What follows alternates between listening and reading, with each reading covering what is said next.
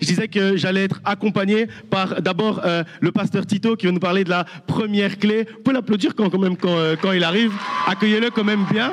J'ai dit que c'était mon ami, donc un frère. Donc vous devez quand même bien accueillir mon frère et mon ami, le pasteur Tito de la Nouvelle-Jérusalem de Bruxelles, le pasteur Silver de la Nouvelle-Jérusalem de Gand. Vous pouvez aussi bien l'applaudir, mon frère, mon ami, et le pasteur Josué de la Nouvelle-Jérusalem à Braine-le-Comte. Applaudissez-le et accueillez-le comme il faut, comme il se doit. Comme il se doit. Et donc, je vais aller m'asseoir avec eux puisque j'ai dit que c'était mes amis. Nous, on va passer un bon moment entre nous, comme si on était tranquille à la maison en train de boire un petit café et de discuter sur la parole de Dieu, n'est-ce pas? On va passer un bon moment ensemble. Et donc, on va commencer d'abord par passer un peu la parole avant d'aller dans les sous-thèmes.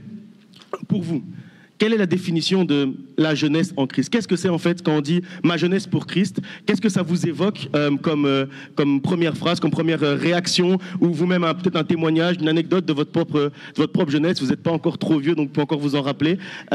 C'est quoi pour vous ma jeunesse pour Christ? Qu'est-ce que ça veut dire?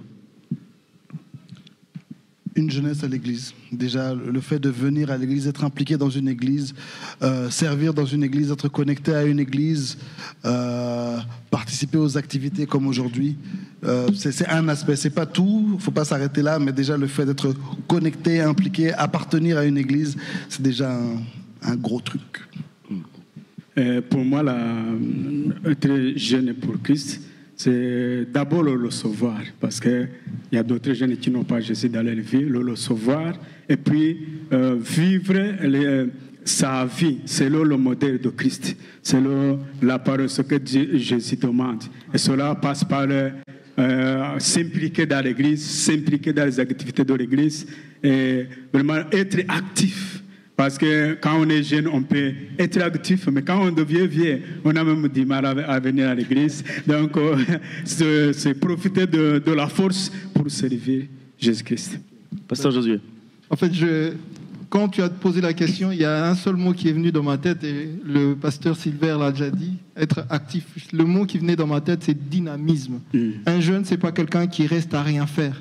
Et ça complète vraiment ce que le pasteur Tito a dit, c'est-à-dire que quand on est jeune, notre dynamisme doit servir à Dieu. Aujourd'hui, si vous êtes arrivé à Liège, pour certains, ça a été le parcours de combattant, n'est-ce pas? Mais ce dynamisme-là, nous le mettons au service de Dieu. C'est ça, être jeune pour Dieu. Amen, amen.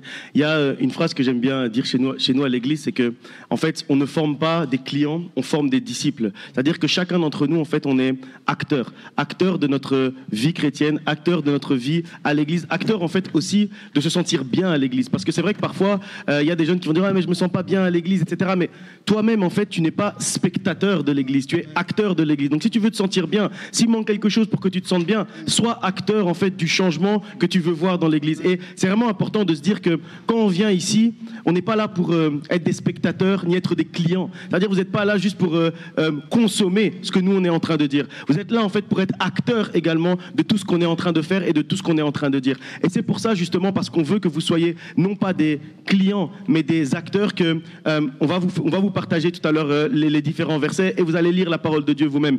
Et également si vous avez des questions, si vous voulez intervenir par rapport à différents points qui sont mentionnés, levez juste la main, vous allez recevoir un petit papier, vous pouvez noter votre question et puis à la fin de nos interventions, vous pourrez poser vos questions ou intervenir, une observation, un commentaire, une remarque. Si vous n'êtes pas d'accord avec quelque chose qu'on a pu dire, n'hésitez pas à lever la main, vous l'écrivez et puis après vous allez pouvoir intervenir parce que réellement c'est ça qu'on veut et c'est bien, on ne s'est pas concerté sur ça mais c'est bien que en fait on soit tous non pas spectateurs mais acteurs, non pas clients mais des disciples. Et c'est ça qu'on veut former en fait. On veut former une jeunesse de disciples de Christ. Et par rapport à ça, c'est pour ça que, comme tu as dit, parfois quand on est jeune, on est frustré par ce qui se passe à l'église. On est frustré parce que oui, dans mon église, il n'y a pas ceci, il n'y a pas cela. Votre frustration, elle est saine. C'est une bonne frustration. Et je pense que c'est à chaque génération de changer les choses dans l'église. L'église avec un petit E, votre église locale, mais aussi l'église avec un grand E. C'est à chaque génération d'emmener de nouvelles choses dans l'église. Et votre jeunesse, elle ne va pas durer toujours. Donc là, maintenant, tel que vous êtes jeune, allez-y, faites des choses, soyez ambitieux, faites des gros projets, échouez de temps en temps, ça fait aussi du bien à l'orgueil, mais allez-y bosser, quoi.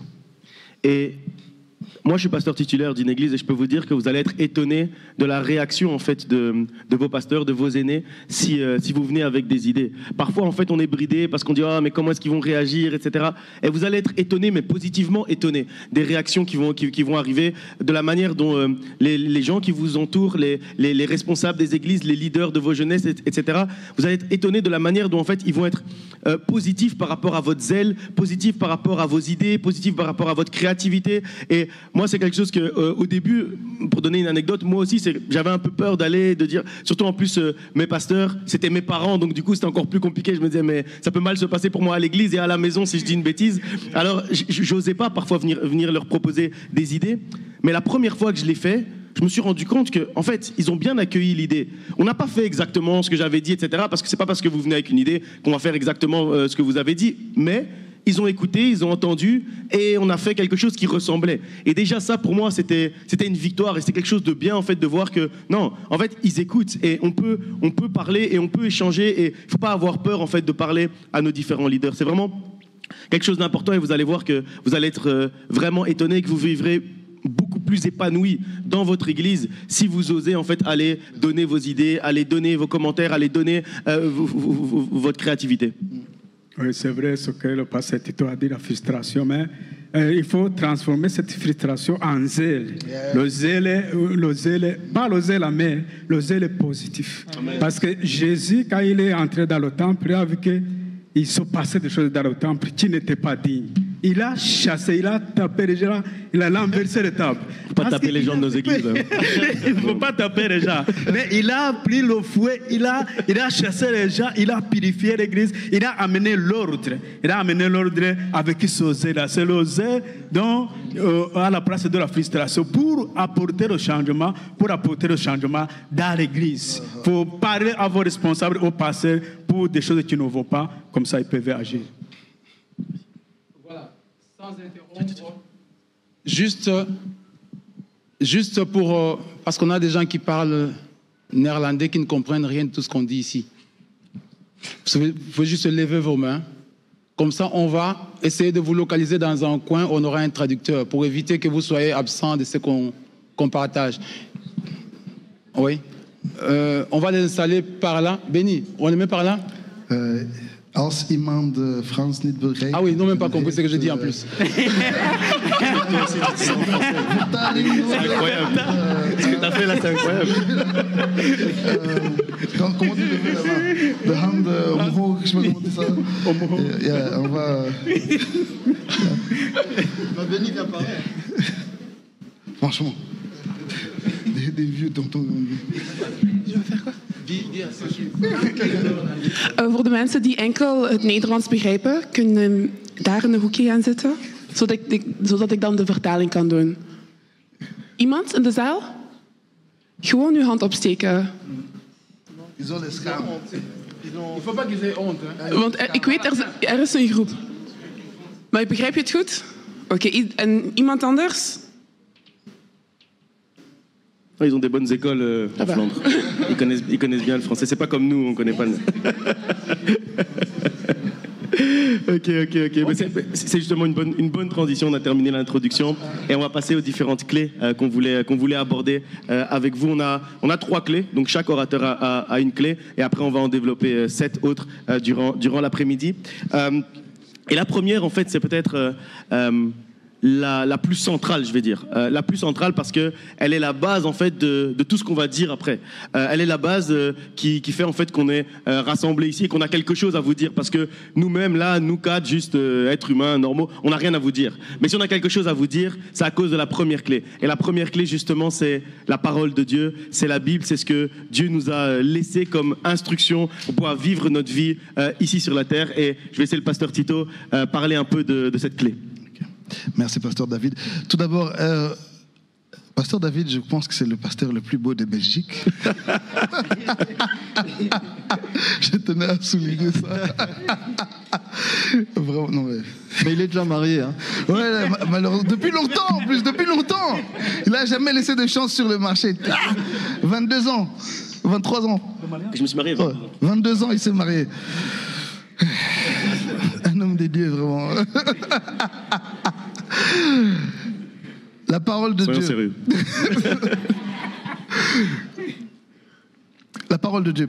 Je vais vous donner trois versets qui sont extraits du psaume 119. Vous connaissez le psaume 119 ? C'est le chapitre le plus long de la Bible. Et c'est un psaume que le roi David a écrit pour parler de la parole de Dieu. C'est un psaume où il dit toutes les bonnes choses sur la parole de Dieu. Il loue la parole de Dieu. Il célèbre la parole de Dieu. Et dans le début de ce psaume, il donne quelques versets intéressants pour nous, les jeunes.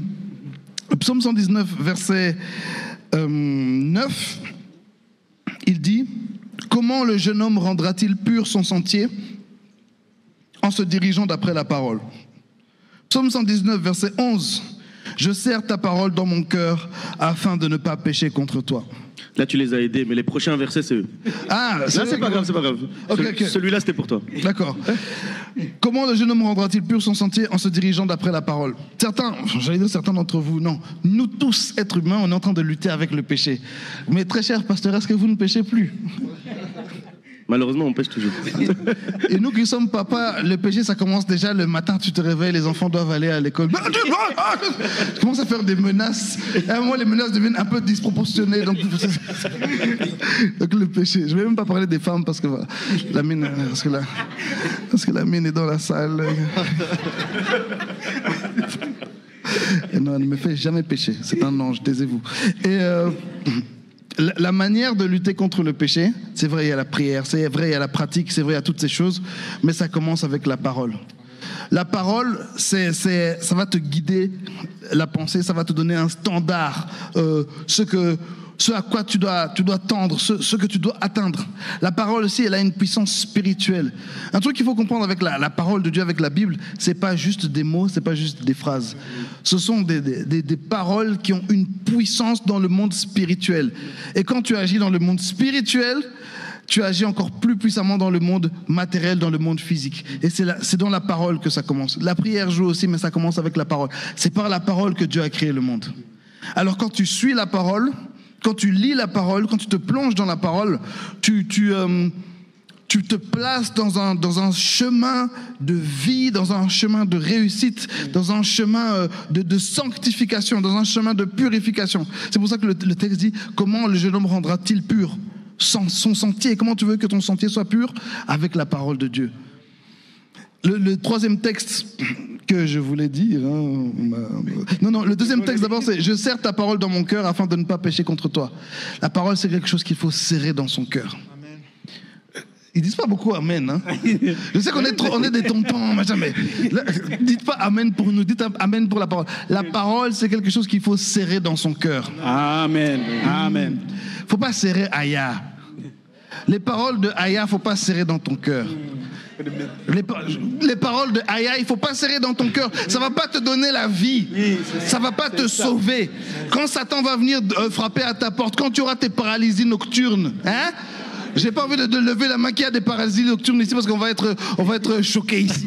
Quand ton démon de paralysie nocturne va venir frapper à ta porte, Aya va pas te sauver. Ici. Elle est bien sympa.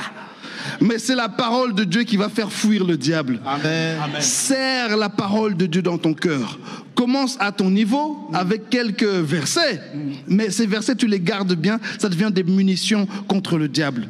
Serre ta parole serre la parole de Dieu dans ton cœur. Et petit à petit, plonge-toi dans la parole. Et on va lire le dernier texte. Quelqu'un peut nous lire le psaume 119, verset 105. Oh, on a un jeune déjà très motivé. Comment tu t'appelles ? Je m'appelle Alexandre. On peut applaudir Alexandre.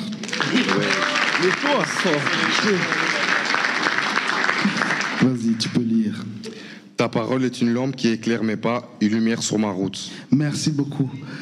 Ta parole est une lampe qui éclaire mes pas. Ceux qui ont 23 ans, levez la main. 23 ans, levez la main. 23 ans, levez la main. 23 ans, levez la main. Soyez pas timides. Levez la main ceux qui ont 23 ans. J'ai remarqué que 23 ans, c'est l'époque où on est perdu. C'est l'âge où tu es perdu. Parce qu'à 18 ans, tu avais tes projets, je vais étudier, à 21 ans, j'aurai mon bac, à 23 ans, je vais me marier, à 25 ans, j'aurai une maison avec des enfants. Tu te retrouves à 23 ans, 4e, première, et tu ne sais même plus pourquoi tu étudies. Et certains même, vous êtes déjà en 3e ou bien même en master. Et tu ne sais même plus pourquoi tu fais ces études. Et c'est la parole de Dieu qui va être la lumière qui va t'éclairer. Amen. Quand tu seras perdu, c'est la parole de Dieu qui va t'éclairer. Amen. Voilà, j'ai fini. Amen. J'aimerais rebondir sur la partie sur Genèse dont le pasteur Tito a parlé. Vous connaissez Genèse chapitre 1, la Bible nous dit que la terre, en fait, elle était informe, vide et chaotique. Et ce qui a permis, en fait, de donner de la forme à la terre, de la remplir avec quelque chose et d'enlever, en fait, le chaos et le désordre de la terre, c'était la parole. Amen. Et, He's preaching right now. He's preaching right now. Up in here. et donc, en fait, il faut aller plus loin pour moi que lire la Bible.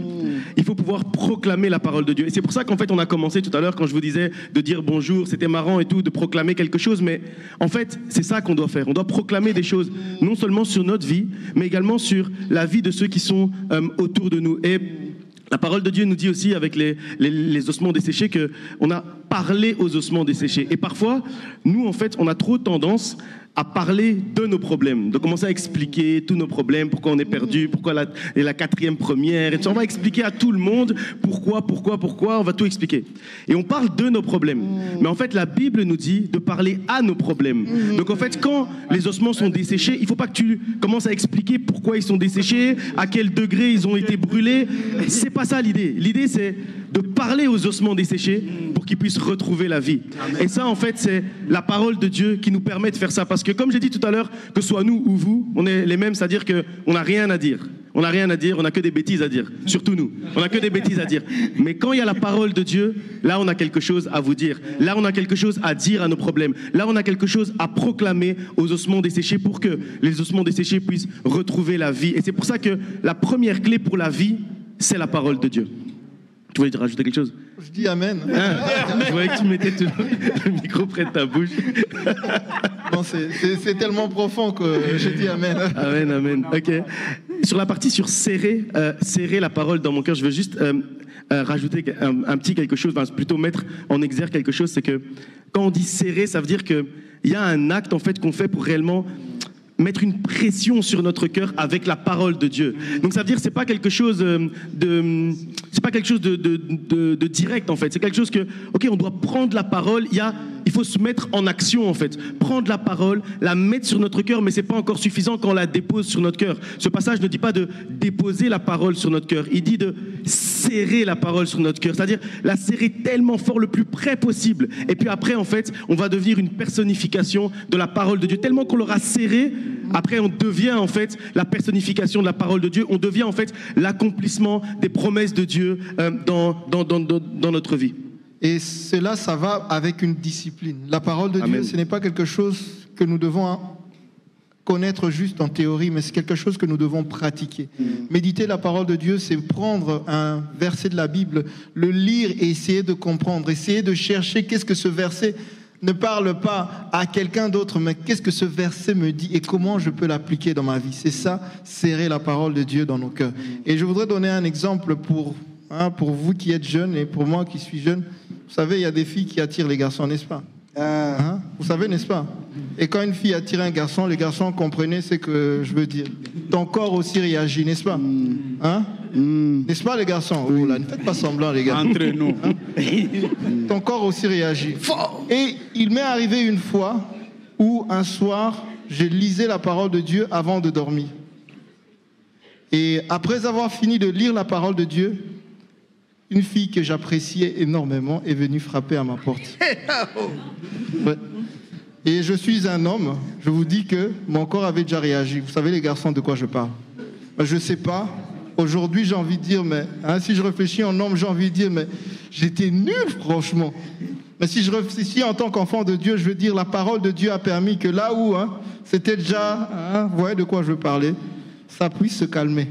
Et que je ne sais même pas comment j'ai fait, la fille elle est partie et aujourd'hui, je suis ce que je suis. Amen. Amen. Amen. Amen, amen, amen. Et c'est vraiment quelque chose d'intéressant, ce psaume 119. C'est vraiment un trésor. Je vous encourage à faire des études bibliques dans vos groupes de jeunes sur le psaume 119 parce que c'est vraiment un psaume qui nous apporte beaucoup d'éléments par rapport à la parole de Dieu. On a parlé de serrer la parole de Dieu dans notre cœur et ici, après ça, dans le verset 105, Le pasteur Tito a mentionné que la parole est une lampe à nos pieds et une lumière sur notre sentier. Et moi, j'aime bien le fait qu'on scinde les deux. C'est comme si, en fait, quand on dit que c'est une lampe à nos pieds, c'est pour démarrer. Et parfois, en fait, trop souvent même, nous, les jeunes, c'est-à-dire que quand ça va pas, quand c'est compliqué, quand on cherche les études qu'on va faire, là, on va ouvrir la parole de Dieu, on va chercher comme ça, on va tomber sur tel verset. Ah, ok, donc je dois faire telles études, donc je dois prendre telle route, etc. Mais la suite, après, dit que la parole de Dieu, c'est aussi une lumière sur notre sentier. Ça veut dire que c'est pas seulement... Elle est là au démarrage, mais c'est pas seulement au démarrage qu'on doit l'utiliser. On doit continuer à l'utiliser quand on marche sur le sentier. C'est-à-dire qu'on ne doit pas la laisser quand Dieu a répondu à notre question au travers de sa parole. Après ça, il ne faut pas laisser la parole derrière en disant « Ok, elle a été à mes pieds pour le démarrage, mais maintenant sur le sentier, je vais me débrouiller tout seul. » C'est pas comme ça.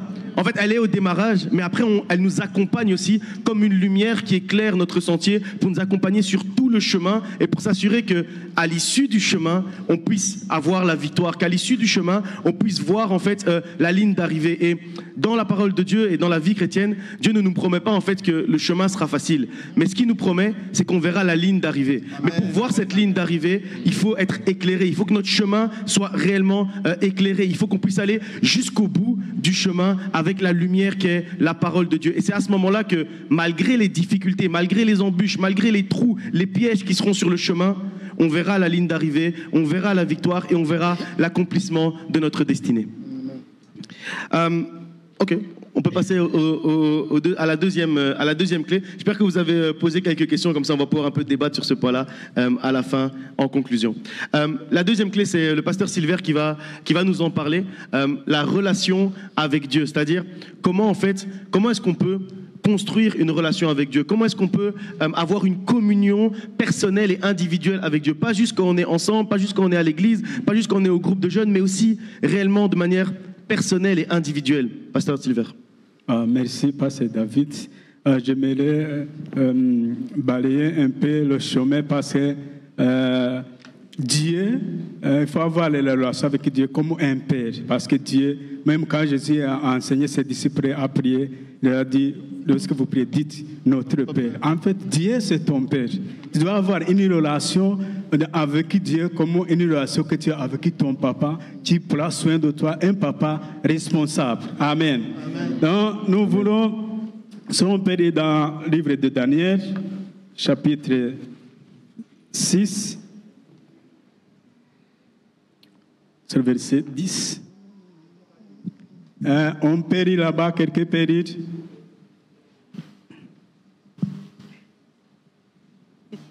C'est toi qui as Daniel 6? Non, UI. C'est toi qui as Daniel 6. Daniel 6, verset 10. Quelqu'un là? Quelqu'un là? Vas-y, chérie.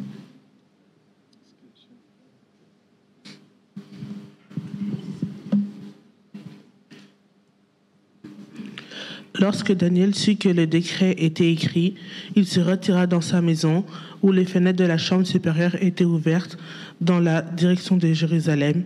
Et 3 fois le jour, il se mettait à genoux, il priait et il louait son Dieu, comme il le faisait auparavant. Amen, amen. Est-ce qu'on peut acclamer au Seigneur? Amen, amen, amen. Merci, ma sœur. J'ai pris l'exemple de Daniel parce qu'il était aussi jeune. Il était jeune quand il a été déporté. Il a été déporté pour aller en Babylone. Il a quitté son pays pour l'amener en Babylone. Arrivé là-bas, Dieu l'a béni, il a prospéré. Quand il a prospéré dans le cœur de beaucoup de gens qui étaient avec lui, il y a eu la jalousie qui est montée. Et quand la jalousie est montée, ils ont cherché par tous les moyens comment est-ce qu'atteindre Daniel, l'empêcher de continuer à avancer, l'empêcher de continuer à élever. Mais ils ont cherché, ils n'ont pas trouvé quelque chose. Ils ont cherché, ils n'ont pas trouvé qu'il faisait quelque chose de mauvais. Mais ils ont mis ils ont cherché un stratagème pour l'atteindre. Et comme ils connaissaient que Daniel était quelqu'un qui priait, ils ont dit, nous allons l'attaquer par là, par ce qu'il fait par la prière. Et ils ont dit aux lois de décréter une loi qui empêche pendant 30 jours que personne ne prie un autre Dieu, si ce n'est que la loi qu'on doit prier. Et, mes bien-aimés, écoute, Daniel, quand il est parti, il était jeune. Il était jeune. Ça veut dire qu'il est parti avec quelque chose. Il est parti avec son Dieu. Et quand il est arrivé, on a voulu l'entraîner dans d'autres histoires, dans des idoles, alors qu'il avait le Dieu déjà qu'il connaissait. Et quand on a mis le plan, quand le loi a sorti la loi, et Daniel, qu'est-ce que Daniel a fait? Il n'a pas baissé les bras.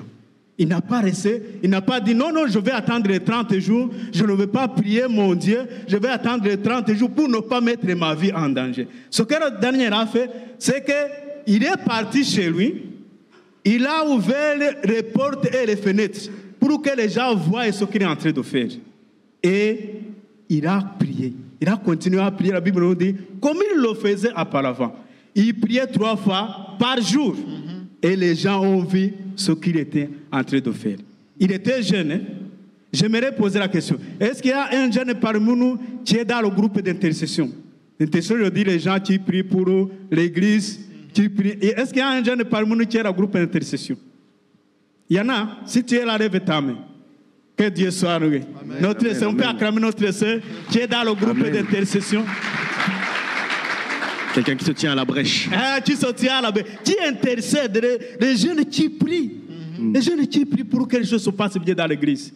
Ce n'est pas seulement crier ou bouder qui changera des choses. Il faut à un moment donné prier. Amen. Parce que vous avez le droit de prier. Amen. Vous avez le droit d'entrer dans la présence de Dieu pour dire que les choses changent. Amen. Amen. Amen. Et quand Daniel a fait cela, il a confirmé. Je voulais vraiment vous dire de confirmer votre identité. Confirmer ce que vous êtes. Vous êtes chrétien, que les autres le sachent. Parce qu'à Babylone, tout le monde a su que Daniel est un chrétien. Il a un Dieu à part. Il n'a pas caché cela. J'aimerais vous encourager de ne pas cacher là où vous travaillez, là où vous êtes à l'école, que vous êtes chrétien. C'est une fierté. Alléluia. Amen. C'est une fierté. Amen. Et parce qu'il y avait une punition, on l'a puni, vous reconnaissez tous, il a été jeté dans la fosse au Rio. Mais Dieu a fermé la guerre de Rio. Et Dieu l'a protégé. Pourquoi? Parce que c'était un homme de principe. Un homme qui ne pouvait pas abandonner son Dieu. Un homme qui a le Dieu, non seulement qui n'a pas entendu, mais il a le Dieu, il a gardé ça dans son cœur. Comme le pasteur tout a dit, la parole est restée dans son cœur. Et ça a agi. Amen. Amen. Confirmer l'identité. Et l'autre verset qu'on pour... Juste sur ce passage, je veux juste rebondir sur quelque chose. La première chose, c'est vrai qu'il n'avait pas peur. Il était fier d'être un enfant de Dieu et fier de prier. Et ce passage dit qu'il n'a rien changé à ses habitudes. Il a fait comme il faisait auparavant, que ce soit interdit ou pas interdit, permis ou pas permis, lui, il a continué à prier. Mais dans la deuxième partie de Daniel 6.10, on dit qu'il louait son Dieu. Et moi, j'aime bien dire dans la Bible que chaque mot nous enseigne. Oui. Et ici, on n'a pas dit il louait Dieu. On a dit il louait son Dieu. Amen. Ça veut dire qu'en fait, ici, c'est pas que il louait un Dieu qu'on lui avait expliqué, dont ses parents lui avaient parlé. Non.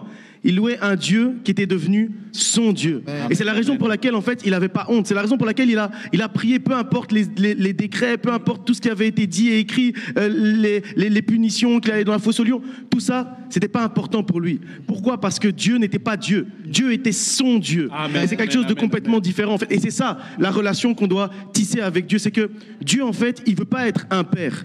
Il veut être ton père. Il veut pas être un Dieu.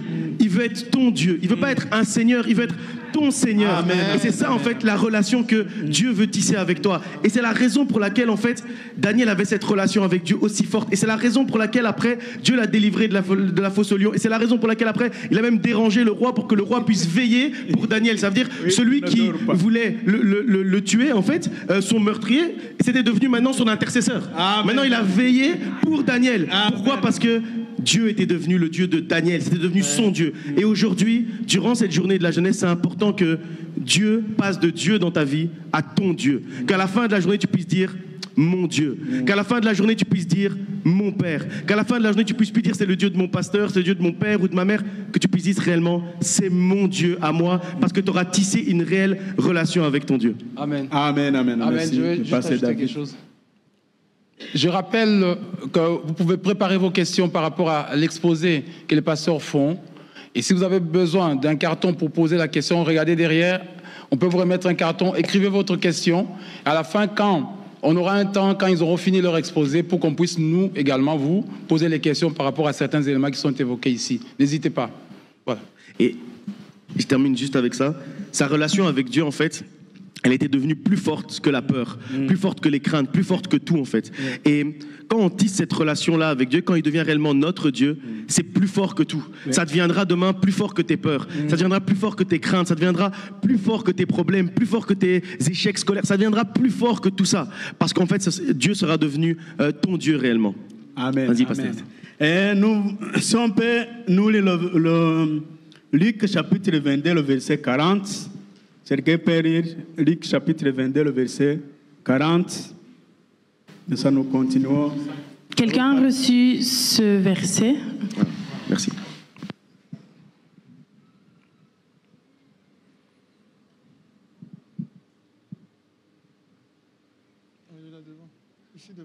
Ici devant. Lorsqu'il fut arrivé à cet endroit, il leur dit « Priez pour ne pas céder à la tentation. » Amen, amen, amen, amen. La prière, la place de la prière pour ne pas tomber dans la tentation.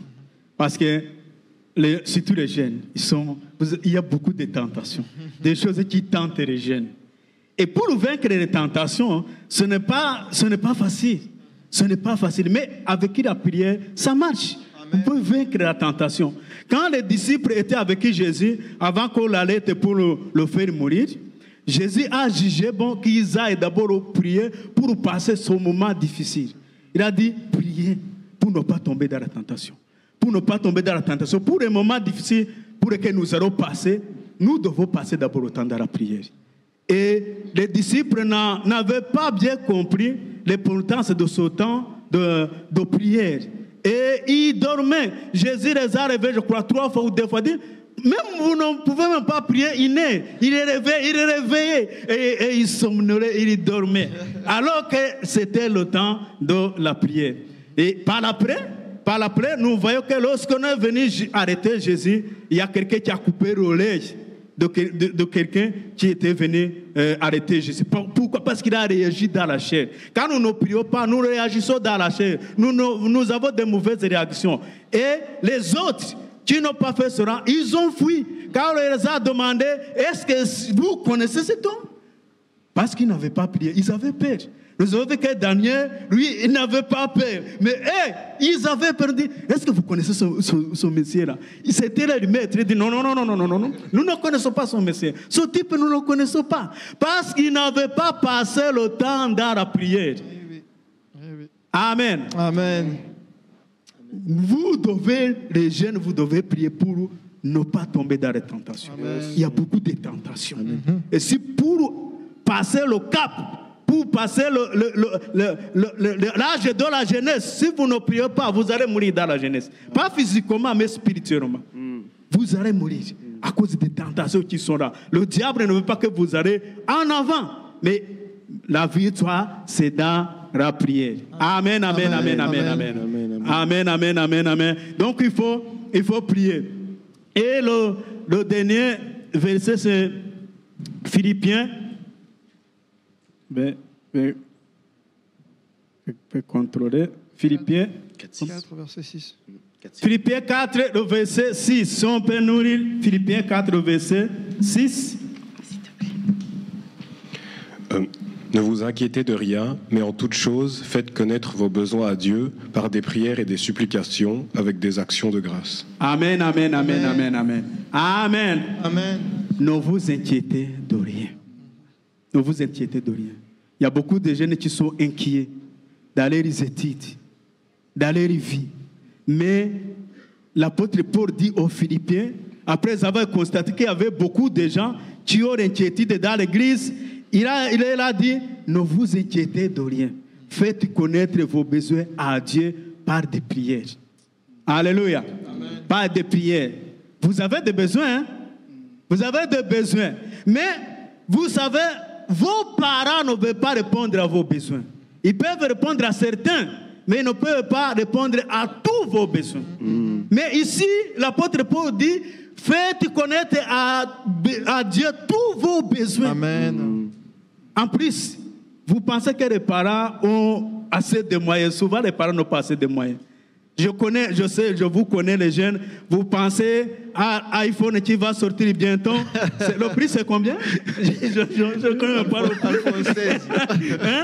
Vous dites, non, il faut que mes parents m'achètent. Mais les parents ne peuvent pas acheter ça. Vous le savez vous-même qu'ils n'ont pas les moyens. Vous le savez.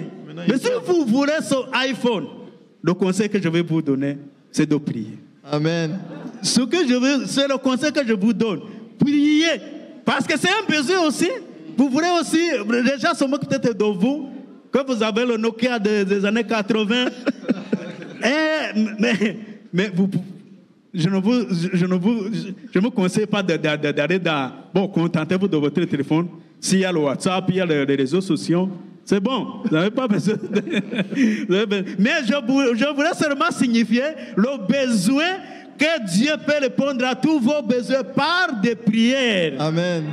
Est-ce qu'il y a un jeune qui peut accepter d'entrer dans la prière? Amen. Tu as le besoin, tu ne réussis pas peut-être à l'école, tu ne réussis pas bien.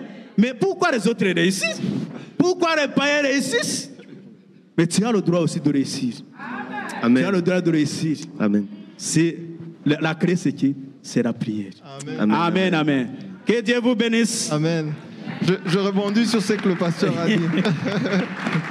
Quand on a un besoin, que nous le fassions connaître à Dieu, comme des enfants. J'ai un fils, mon fils est né à 11 ans. Il a prié pour sa PS4. Et bien que papa était contraire, Dieu a entendu sa prière. Donc si vous avez besoin d'un iPhone, là où les parents ne sont pas capables, priez le Seigneur, il va vous le donner. Amen. Amen, amen. Amen, amen. Dans Luc 22, 40 qu'on a lu tout à l'heure, moi j'aime bien en fait l'opposition qu'on fait en fait entre péché et prier. Comme pour nous dire en fait que péché c'est tomber dans la tentation, mais prier c'est rester debout. Amen. Et quand on prie en fait, on reste debout parce que justement c'est le contraire en fait de péché, c'est prier. Parce que prier nous amène dans la sainteté avec notre Dieu. Et justement, le dernier verset qu'on a lu, le verset de Philippiens, chapitre 4, verset 6, le verset 7 va nous dire « Et la paix de Dieu, Amen, surpasse toute intelligence, gardera vos cœurs et vos pensées. » C'est-à-dire que là où vous vous inquiétez, quand vous faites connaître à Dieu vos besoins, la paix de Dieu va venir garder votre cœur, garder vos pensées. Vous n'allez pas commencer à penser à beaucoup de choses, mais vous serez dans la paix de Dieu. Amen, amen. Et Philippiens 4.6, et après on passera à la troisième clé. En fait, Philippiens 4.6, j'aime bien quand on dit qu'on ne s'inquiète pas, on fait connaître à Dieu tous nos besoins par des prières, des supplications. Donc là, ça semble logique. Mais après, on dit qu'on fait connaître à Dieu nos besoins au travers d'actions de grâce. C'est-à-dire, en fait, on remercie Dieu quand on a des besoins. Et ça me fait directement penser en fait à la manière dont Jésus a multiplié les pains et les poissons. Vous savez comment Jésus a multiplié les pains et les poissons? À aucun moment on voit qu'il proclame la multiplication. À aucun moment on voit qu'il demande « Seigneur, fais que ces pains et ces poissons puissent être suffisants pour tout le monde ». Non. En fait, il va prendre les pains et les poissons et il va remercier Dieu. La Bible dit qu'il rendit grâce pour les 5 pains et les 2 poissons. Et il rend grâce. Et en rendant grâce, ça commence à se multiplier. En fait, l'action de grâce, le fait d'être reconnaissant envers Dieu, le fait de remercier Dieu, en fait, ça amène la multiplication. C'est ce que nous montre en fait ce passage aussi, parce que normalement, quand on lit comme ça, moi je vous dis, j'aime bien regarder chaque mot dans la parole de Dieu. Et ici, quand on lit, on comprend pas à la base. On dit, faites connaître vos besoins à Dieu. Par des prières, ok, ça c'est logique. Par des supplications, c'est logique. Mais faire connaître nos besoins à Dieu avec des actions de grâce. C'est-à-dire qu'il y a une certaine dimension aussi de contentement. On se contente de ce qu'on a. On se contente des pains et des poissons qui sont devant nous. On remercie Dieu pour ça. Et parce qu'on se contente de ça et qu'on remercie Dieu pour ça, qu'on est heureux de ce qu'on a, Dieu après il multiplie en fait pour qu'on est au-delà même de ce qu'on voulait avoir à la base. Et ça en fait c'est au travers de l'action de grâce qu'on débloque la multiplication. Et on va parler maintenant de la dernière clé. La dernière clé dont va nous parler le pasteur Josué, c'est être attaché à l'église. Comment le fait d'être attaché à l'église, de faire partie d'une église locale, d'être en fait ensemble les enfants de Christ, les enfants de Dieu, pardon, être ensemble, comment est-ce que ça nous permet de vivre notre vie chrétienne de manière épanouie dans la jeunesse? Voilà, merci beaucoup, pasteur David. Être attaché à l'église. Et j'aime bien, je rebondis sur ce qu'il dit. On doit prendre chaque mot. Et le mot ici qui nous concerne, c'est le mot église. Et dans la langue maternelle de mon grand-père, on disait Zoanzambi. Ça veut dire maison de Dieu pour parler de l'église. Et je ne sais pas si, avec votre grand-père, avec votre arrière-grand-père, vous pouvez retourner. Pourquoi? Parce que nous nous rendons compte que la génération maintenant est moins attachée à l'église que la génération de nos grands-pères. Et ça vaut la peine de vraiment revenir. Et quand on parle de l'église, dans la langue maternelle de ma mère, parce qu'elle parle lingala, on dit ecclésia, qui est la même chose que le grec. Et dans le grec, le mot ecclésia est constitué de deux mots. C'est ek, qui est hors, et kaleo, le mot qui vient de kaleo, qui est appelé. C'est-à-dire que quand nous faisons partie de l'église, nous sommes appelés à rester où? Dedans? Nous sommes appelés à aller où? Dehors. C'est ça l'appel de l'église. J'ai quelques versets que nous allons lire. Quelques versets, j'aime bien lire la parole de Dieu, pasteur Tito. La parole de Dieu, elle est importante. Donc nous allons lire quand même quelques versets bibliques. Donc le premier que je vous propose, c'est dans Matthieu chapitre 16, le verset 18. Et après, nous lirons Matthieu chapitre 18, le verset 20. Donc si une première personne peut lire Matthieu chapitre 16, le verset 18, et la deuxième personne pourra lire Matthieu chapitre 18, le verset 20.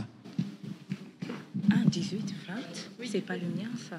16, 18, c'est le tien. 16, 18.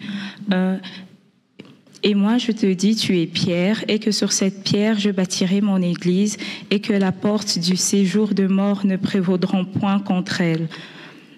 Je te donnerai les clés du royaume des cieux. Ce que tu lieras sur la terre sera lié dans les cieux, et ce que tu délieras sur la terre sera délié dans les cieux. Alors tu lis jusqu'à 19, là. Donc le deuxième passage que nous lisons, c'est Matthieu chapitre 18, le verset 20. Matthieu 18, le verset 20. Car là où 2 ou 3 sont assemblés en mon nom, je suis au milieu d'eux. Amen. C'est des passages que nous connaissons. Et le premier passage biblique, si c'est pour nous remettre dans le contexte, c'est la première fois où on parle du mot ecclésia, le mot église dans la Bible. C'est Jésus-Christ qui va sortir ce mot. Le mot ecclésia n'est pas un mot de la Bible. Aujourd'hui, quand on parle quand je parle avec mes jeunes, je leur demande, parfois ils me parlent de repentance. Quand tu vas dans la rue, on parle de repentance? On ne parle pas de repentance, n'est-ce pas? La repentance, c'est quoi? C'est juste un changement. Oui. C'est pour nous faire comprendre que le mot ecclésia, ce n'était pas un mot, un mot qui était utilisé dans l'Église. C'était un mot de la société. Et Jésus-Christ va utiliser ce mot pour parler de ce que son peuple va devenir. Et Jésus va dire que c'est sur la parole de Pierre qu'il va bâtir son église. La parole que Jésus-Christ est le roc, Jésus-Christ est le Seigneur, Jésus-Christ est le Messie. L'église, c'est d'abord ceux qui croient en cette parole de Jésus-Christ, qui n'est pas juste un personnage de la Bible, mais qui est le Messie, le Fils de Dieu, l'envoyé de Dieu. Et le deuxième passage que nous avons lu nous dit que là où 2 ou 3 sont assemblés, Dieu fait quoi? Il est au milieu d'eux.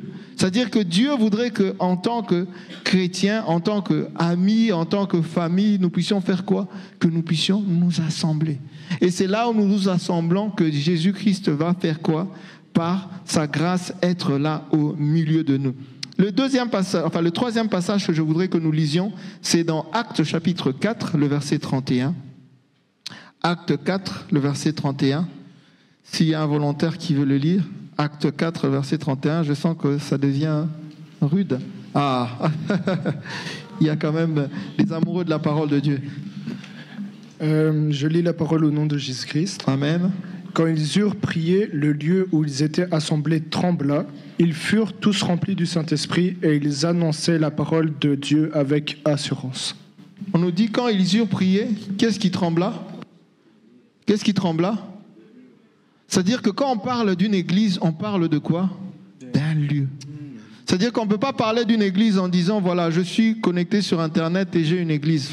Gloire à Dieu, parce que ça nous permet aussi d'avoir cette communion. Mais nous devons avoir un lieu où nous nous rassemblons. Et c'est là que Dieu va manifester sa puissance. Et on nous dit qu'ils vont annoncer la parole de Dieu avec assurance. Pourquoi? Parce qu'ils étaient connectés à Dieu, mais dans un lieu. Ils étaient dans un lieu. Le quatrième passage que je voudrais que nous lisions, c'est dans Hébreux, le chapitre 10, le verset 25. Hébreux, chapitre 10, le verset 25. Si quelqu'un l'a trouvé, il peut le lire. Hébreux, chapitre 10, le verset 25. N'abandonnons pas nos assemblées, comme certains qui ont pris l'habitude de ne plus venir. Au contraire, aidons-nous davantage les uns les autres, puisque, vous le voyez, le jour du Seigneur est proche. Amen. Amen. N'abandonnons pas quoi? Nos assemblées. Assemblée, ça veut dire les gens qui sont réunis. Là où 2 ou 3 sont réunis, Dieu fait quoi? Il déverse sa grâce. Mon frère, tu as la flemme de te lever, hein? Le mardi. L'intercession à Liège, c'est quand? C'est le mardi. Hein? N'abandonne pas. Mon frère, tu as la flemme de te lever le dimanche pour venir à l'église. N'abandonne pas ton assemblée. Parce que c'est là où Dieu veut répandre sa bénédiction. Et ne prenons pas ça pour habitude. Je me connecte sur Zoom, hein? Et ça devient une habitude. Parfois, on ne sait pas faire autrement. Je regarde le culte sur YouTube, mais Dieu voudrait que nous puissions être de ceux qui allons dans nos assemblées. Et le dernier passage que je voudrais que nous puissions lire, c'est dans Psaume chapitre 122, le verset 1. C'est David qui le dit. Psaume 122, le verset 1.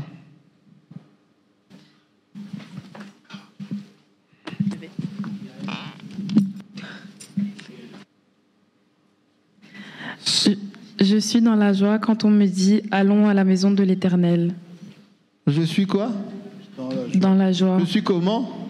Dans la joie. Est-ce que j'ai la flemme à aller dans la maison du Seigneur? Nous devons avoir cette joie d'aller dans la maison du Seigneur. Parce que c'est là où nos peines s'enfuient. C'est là où Dieu répand sa bénédiction. Et Dieu voudrait que nous puissions être de ceux qui trouvons l'importance de nous attacher à une église, de nous attacher à cette assemblée où les hommes et les femmes se réunissent, parce que c'est là où Dieu va reprendre sa bénédiction. Nous pourrons dire encore beaucoup de choses, mais si je dois résumer, mon frère, ma soeur, sois quelqu'un qui aime la présence de Dieu dans l'église et sois dans la joie d'aller à l'église, d'aller à la présence de Dieu. Amen, amen, amen, amen. Merci beaucoup. Merci, Pasteur José.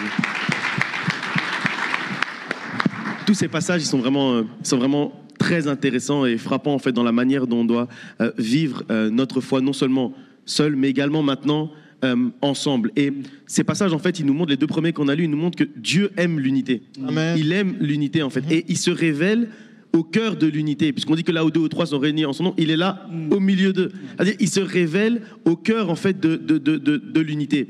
Et dans Actes 4.31, qu'on a lu tout à l'heure, on nous dit qu'ils annonçaient, donc après avoir été remplis du Saint-Esprit, ils annonçaient la parole de Dieu avec assurance. Ça veut dire aussi que l'unité donne l'assurance. Mais ça, c'est pas seulement quelque chose qu'on voit dans l'église, en fait. Quand on est en groupe et tout ça, on se sent un peu plus fort, on se sent un peu plus gaillard. Ça veut dire si quelqu'un vient, là, on est nous 4, là, on peut lui répondre. Mais quand je suis seul dans la rue, peut-être je vais pas lui répondre parce que je suis seul. L'unité, en fait, ça donne de l'assurance, mais ça doit donner une bonne assurance. Ça veut dire, il faut faire attention à l'unité de la tour de Babel. Ça veut dire, on peut aussi être dans l'unité et faire des bêtises. Donc, ça veut dire construire une tour que Dieu veut pas qu'on puisse construire. Donc, il faut faire attention que notre unité doit être orientée vers Dieu et pour faire des bonnes choses. Non pas construire une unité de la tour de Babel, c'est-à-dire une unité où on se réunit pour commencer à médire, à critiquer, à discuter, à faire des bêtises. C'est pas ça l'idée. L'idée, c'est être dans l'unité, mais dans l'unité des bonnes choses, pas l'unité de la tour de Babel. Vas-y, je t'en prie. Ouais, les pasteurs aussi, nous sommes stressés. Hein. être devant vous, je suis stressé, donc j'ai sauté à un point. Le stress m'a fait sauter à un point. Pourquoi l'Église, hein? C'est Actes chapitre 2, le verset 41 au verset 42. Pourquoi l'Église? Pourquoi s'attacher à l'Église? Est-ce que quelqu'un peut nous le lire? Je respire. Ceux qui acceptèrent sa parole furent baptisés, et en ce jour-là, le nombre de disciples s'augmenta d'environ 3000 âmes. Ils persévéraient dans l'enseignement des apôtres, dans la communion fraternelle, dans la fraction du pain et dans les prières. Amen. Amen. Ceux qui acceptèrent quoi? La parole de Dieu. Ceux qui ont accepté Jésus-Christ ont fait quoi? Ils furent baptisés. Le baptême. Hein? Le baptême ne se fait pas dans une salle de bain, dans une baignoire. Hein? Le baptême s'est fait où? À l'église. Le baptême s'est fait où? Répondez-moi s'il vous plaît. À l'église. Si quelqu'un te baptise dans sa salle de bain, bon, gloire à Dieu. Hein? Mais le plus important, c'est que ça se fasse à l'église.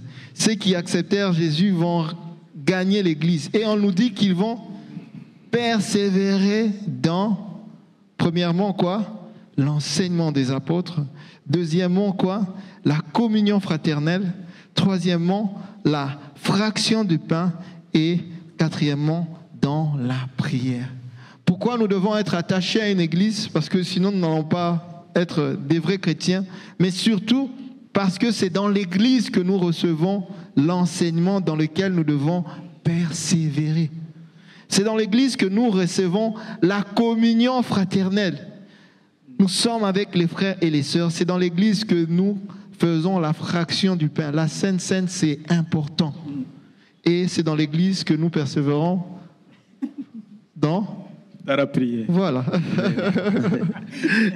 Amen, amen. Et j'aime bien en fait dans ce passage, pour rebondir sur ça, dans le verset 42, on nous dit persévérer. Persévérer dans l'unité, persévérer dans la communion fraternelle. Et il y a un passage dans la Bible, dans Philippiens, qui nous dit aussi supportez-vous les uns les autres. Quand on dit persévérer dans l'unité et qu'on rajoute supportez-vous les uns les autres, on comprend que c'est pas spécialement simple, parce que, et c'est pas une histoire d'être rassemblé à l'église, c'est juste que c'est pas simple d'être avec des gens de manière générale. Partout où il y a des gens qui sont rassemblés, il y a des disputes, il y a des problèmes, il y a des choses, mais c'est comme ça. Et c'est pas seulement, parfois on dit oui, à l'église il y a beaucoup de disputes, il y a beaucoup de problèmes, il y a ci, il y a ça. Non, en fait, c'est juste là où il y a des gens qui sont rassemblés. À ton école, il y a aussi des problèmes. Au travail, il y a aussi des problèmes. Dès qu'il y a des gens qui sont rassemblés, c'est pas facile. Mais ce passage, il nous dit de persévérer dans l'unité. C'est-à-dire de faire des efforts pour rester dans l'unité. Et quand on dit supportez-vous les uns les autres, ça veut dire on sait que nos frères et sœurs, ils sont pas parfaits, mais on les supporte. On accepte, ok, ils sont pas parfaits, ok, ils ont des défauts, mais nous-mêmes aussi, on a des défauts, alors on peut se supporter les uns les autres. Ça veut dire que c'est réciproque. Si le pasteur Josué me supporte, moi aussi je le supporte, donc on se supporte l'un l'autre, et puis on peut persévérer de cette manière-là dans l'unité. Et en fait, l'unité, elle doit être, comme le dit ce passage, en esprit, l'enseignement de la parole, etc., mais également en action, c'est-à-dire dans la fraction du pain. Et Galates chapitre 6, verset 2 nous dit de porter les fardeaux les uns des autres, et ainsi vous accomplirez la loi de Christ. Amen. Est-ce que quelqu'un sait ce que c'est la loi de Christ? La loi de Christ, c'est quoi? Avec quoi Christ nous a laissé comme loi, comme commandement? Je vous laisse un commandement qui est au-dessus de tous les autres. Aimez-vous les uns les autres, merci. Donc ça veut dire que quand on dit de porter les fardeaux les uns des autres et vous accomplirez la loi de Christ, on peut changer en disant portez les fardeaux les uns des autres et vous accomplirez ainsi, aimez-vous les uns les autres. C'est-à-dire qu'on est ensemble pour porter les fardeaux les uns des autres. Et c'est ça aussi qui est important dans l'Église, c'est qu'on trouve des gens pour prier aussi pour nos fardeaux, pour prier aussi pour nos problèmes. Et parfois, chacun d'entre nous, même nous ici qui sommes devant vous, les pasteurs, parfois c'est trop dur de prier pour nos propres problèmes. Vous savez, parfois moi, je préfère prier pour les problèmes de quelqu'un d'autre. Je préfère prier pour les gens, les fidèles de l'Assemblée, que prier pour moi-même. Parfois, je suis à la maison, je dis à mon épouse, Aurélie, prie un peu pour moi. Moi, je vais prier pour les gens de l'Église. Parce que c'est difficile parfois de prier pour ses propres problèmes. Et chacun d'entre nous, on est déjà passé par des moments comme ça. Mais à l'Église, on trouve des gens qui sont prêts à prier pour nous, prêts à prier pour nos problèmes, prêts à porter nos fardeaux pour les amener ensemble en fait devant Christ et pouvoir s'alléger en fait ensemble. Hébreux chapitre 10 verset 25 qu'on a lu tout à l'heure, quand on parle de pas abandonner les assemblées, après on continue en disant mais exhortons-nous réciproquement. Ça veut dire qu'au lieu d'abandonner l'assemblée, on exhorte en fait nos frères et nos sœurs. On exhorte en fait l'assemblée parce qu'on veut que les choses changent positivement, on veut avoir en fait un impact positif. Et donc au lieu de fuir, s'il y a un problème, on exhorte. S'il y a un problème, on doit s'exhorter les uns les autres pour conserver l'unité. Parce que notre objectif, c'est de conserver l'unité. Alors, au lieu de fuir quand il y a un problème, eh ben, on s'exhorte les uns les autres. Si j'apprécie pas quelque chose que le pasteur Silver ou le pasteur Tito m'ont fait, ok, on va s'exhorter les uns les autres, on va lire la parole et on va comprendre que ce que vous m'avez fait, c'était pas très bien. Mais on va s'exhorter les uns les autres. Et c'est vraiment quelque chose d'important. Et puis après, le dernier passage, enfin, l'avant-dernier passage qu'on avait lu dans Psaume chapitre 122, on trouve de la joie en venant à l'église. Et ça, en fait, c'est lié avec tout le reste. Ça veut dire que si vous vous efforcez à garder l'unité, si vous vous exhortez les uns les autres quand ça va pas, etc., vous allez créer, en fait, à l'église, un climat où vous allez être dans la joie et être content de venir. Mais ce climat, en fait, c'est pas quelqu'un d'autre qui le crée pour vous. C'est même pas le pasteur qui le crée pour vous. C'est vous-même, en fait, qui créez ce climat-là dans lequel, en fait, vous allez être dans la joie de pouvoir venir à l'église. Mais ça dépend de vous parce qu'on a dit, au tout début, on a dit, on n'est pas des clients, on est des acteurs. On n'est pas des spectateurs, on est des acteurs. On n'est pas des clients, on est des disciples. Et le disciple, en fait, ça dépend que de lui-même d'être bien à l'église. Ça dépend que de lui-même d'être dans la joie quand il vient dans la maison de l'Éternel. Amen. Amen. Si je peux rajouter un dernier truc. Un truc, c'est par rapport à ce qu'on a dit par rapport à l'église, par rapport au fait d'avoir une relation avec Dieu. La Bible nous donne énormément d'exemples de jeunes qui ont été j'allais dire en crise, mais bon, Christ n'était pas encore là, mais des jeunes qui étaient attachés à Dieu. Et pasteur Silver nous parlait de Daniel. Mais en fait, je veux juste vous illustrer le fait que en Jésus, dans l'Église, il y a différentes manières de se connecter à Christ, il y a différentes manières de servir Dieu. Daniel, c'était un jeune qui jeûnait et priait. David, c'était un jeune qui louait Dieu. Mais il servait aussi le roi, il servait aussi en dehors du temple, en dehors de l'église, il servait aussi la société. Josué, c'était un homme qui servait l'homme de Dieu. Donc il y a aussi moyen de servir, d'être attaché à l'homme de Dieu et de servir l'homme de Dieu. Joseph, c'était un homme qui servait son père. Dans l'entreprise de son père, de moutons, etc., il servait son père. Et aussi, il a servi le patron chez qui il s'est retrouvé plus tard.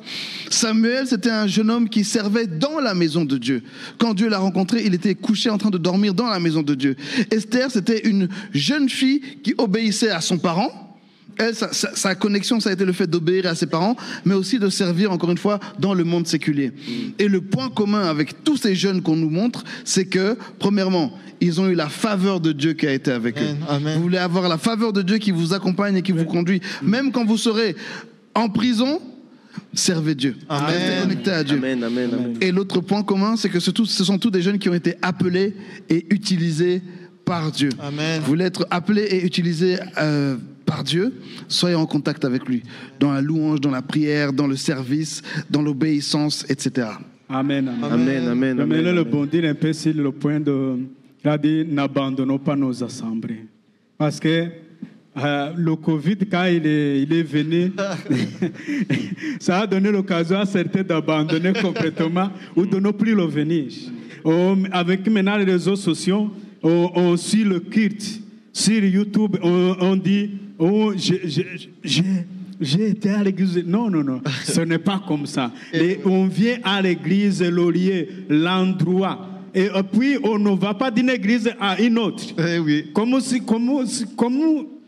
ne peux même pas quitter la maison de tes parents pour aller dormir chez les autres. C'est comme ça. Tu restes dans ton église. Tu ne peux pas manger. Vous savez, moi, souvent quand je mange la nourriture de dehors, mon épouse me dit, c'est pas que je sens je mange, mais après, il y a certaines conséquences, parce que je ne suis pas habitué à cette nourriture. Je me sens mal au ventre, la digestion ne passe pas bien, parce que je ne suis pas habitué à la nourriture. Vous devez être habitué à rester dans votre église. Amen. À écouter votre pasteur, parce qu'il y a une ligne. Vous savez, l'autre pasteur qui prêche sur YouTube, vous ne savez pas où il vit, vous ne savez pas comment c'est fidèle. Donc, vous ne pouvez pas vous confier à quelqu'un parce que vous l'avez vu bien parler. Non. Non. Il faut rester fidèle à son église. N'abandonnons pas vos assemblées comme c'est la coutume de certains. Il y a certains qui l'ont fait, mais vous qui êtes encore dans votre église, n'abandonnez pas votre église. Amen. Et après, on va laisser la place pour les questions, mais je vais juste conclure sur une chose, c'est que moi, quand j'étais plus jeune, à un moment donné, quand j'étais ado, quand j'avais plus ou moins votre âge, je me suis posé la question aussi de pourquoi l'Église, à quoi ça sert en fait. Et j'ai étudié dans la parole de Dieu et j'ai essayé de trouver en fait tous les passages où on utilisait le terme les uns les autres. Et vous trouverez dans la Bible si vous le faites, et je vous conseille de le faire dans vos différents groupes de jeunes ou vous-même chez vous avec votre famille, etc. Il y a 25 actions en fait dans la parole de Dieu qui nous parlent de les uns les autres. On nous dit en fait de s'aimer les uns les autres, ça c'est la base. On nous dit aussi être serviteurs les uns des autres, porter les fardeaux les uns des autres. J'ai dit tout à l'heure, exercer l'hospitalité les uns avec les autres, soyez bons les uns envers les autres, priez les uns pour les autres, exhortez-vous les uns les autres par des psaumes, etc. Et en fait, quand on lit tout ça, on comprend pourquoi l'Église. On comprend en fait pourquoi en fait, c'est pour la réciprocité. C'est pour qu'en fait, on fait quelque chose à quelqu'un et il nous fait la même chose. Mais on ne le fait pas pour l'avoir en retour. Mais c'est naturel parce qu'on est à l'Église. Amen. C'est naturel parce qu'en fait, on lit tous la même parole de Dieu et on connaît tous en fait ces passages de réciprocité les uns les autres. Et l'Église, en fait, c'est un lieu de réciprocité. Moi, c'est la réponse que j'ai eue en fait quand je me posais la question, pourquoi l'Église ?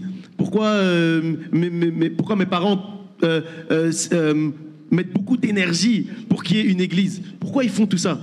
Et moi, ma réponse que j'ai trouvée, ça a été réellement que c'est le lieu de la réciprocité. C'est le lieu où je peux trouver des gens en fait qui me veulent réellement du bien. Je leur veux du bien et ils me veulent du bien. Et ces passages, réellement, je vous invite à rechercher ça dans la parole de Dieu, les uns les autres, et vous allez trouver beaucoup de passages très intéressants au niveau positif, comme je viens de dire comme ça. Et puis après aussi, tous les commandements négatifs. Ne pas se mordre les uns les autres, ne pas se calomnier les uns les autres, ne pas mentir les uns aux autres. Et là, en fait, ça régit réellement la manière dont on doit être dans l'Église. Notre manière d'être dans l'Église, elle est régie en fait par cette réciprocité les uns les autres. Je vous invite réellement à faire cette étude dans vos différentes assemblées et dans vos différentes églises. On va passer aux questions, aux remarques, suggestions, observations, remarques, idées, constatations. Voilà. On a reçu plusieurs questions.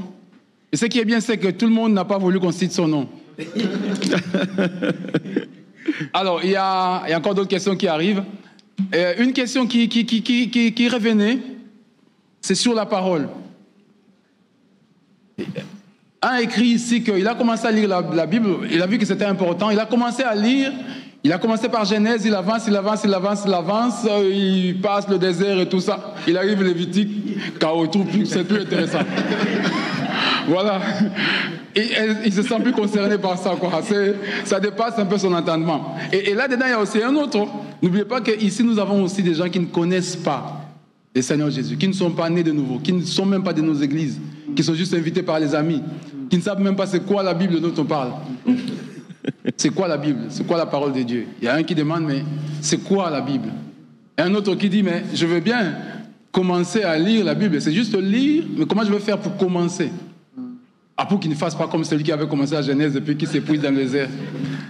Et donc, on est toujours là en train de tourner sur cette même question qui reprend un peu 4 feuillets.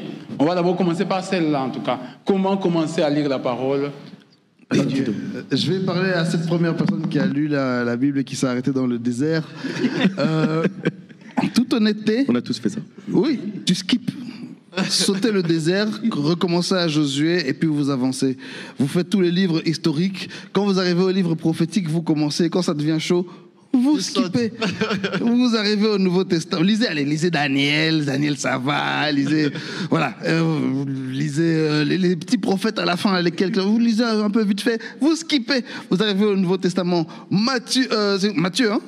Matthieu, vous lisez Matthieu. Vous pouvez sauter Marc, hein? Vous lisez peut-être Luc, ou bien lisez Jean, parce que lisez au moins Jean c'est pas mal. Sinon, si vous en avez marre des évangiles, vous sautez, ok? Votre première lecture, ne vous sentez pas obligé de lire chaque livre. D'ailleurs, l'ordre des livres n'est pas sacré. Dans la Bible hébraïque, les livres ont un autre ordre. Dans certaines autres Bibles d'autres églises plus antiques, les livres ont un autre ordre. Ne vous sentez pas lié par l'ordre des livres, ok? Lisez comme vous pouvez, soyez très pragmatique dans votre lecture de la Bible. Maintenant, quand vous allez grandir dans la foi, vous allez grandir en maturité. Revenez et vous allez voir que dans certains livres qui vous semblaient très ennuyants, vous allez trouver de véritables trésors. Moi, je peux donner juste mon exemple. Moi, quand j'ai voulu commencer à lire la Bible, mais vraiment complète, moi, j'ai commencé avec toutes les histoires de l'Écodim qu'on m'avait racontées et que je trouvais intéressantes. Donc, du coup, j'ai commencé par Samson, parce que c'était une histoire qui me passionnait. Jusqu'à aujourd'hui, je ne comprends pas pourquoi personne n'a jamais fait un film sur cette histoire. Quelqu'un qui tue des gens avec un crâne d'âne. Mais c'est incroyable. Et donc, moi, j'ai commencé avec ça. J'ai commencé avec toutes les histoires que je trouvais intéressantes et je les ai lues, la manière dont elles étaient écrites et pas la manière dont on nous l'avait raconté. Et puis après, à un moment donné, j'ai lu tout. Par contre, il faut se dire que même, comme le pasteur Tito a dit à la fin, même parfois les parties où on dirait que ça nous dit rien, il y a des choses très intéressantes sur ça.